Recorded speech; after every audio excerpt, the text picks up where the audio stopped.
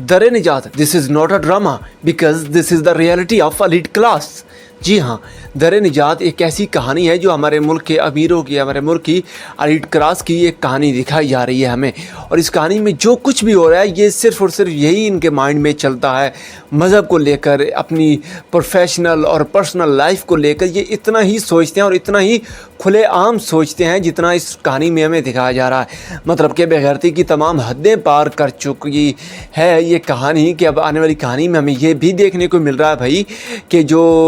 हमारी ज़रियाब और ज़ामिन है ये एक ही रूम में रहना शुरू कर देंगे और फिर इनमें जो मसले मसाइल बढ़ने लग जाएंगे वो भी अनकरीब हमें कहानी में देखने को मिलेंगे। एक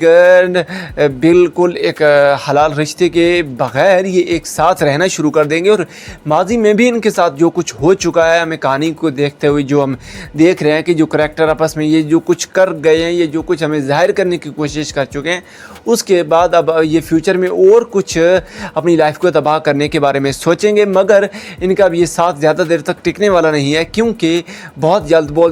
जल्द इनमें सेपरेशन हो जाएगी। बेशक निकाह नहीं हुआ बट सेपरेशन हो जाएगी बिकॉज़ ये इकट्ठे नहीं रह पाएंगे। इनके ख़यालात उलझने लगेंगे, इनके ख़यालात एक दूसरे से मुख्तलिफ हो चुके हैं, कुछ हद तक तो मुख्तलिफ हो चुके हैं क्योंकि भाई जो है ज़ामिन वो अब एक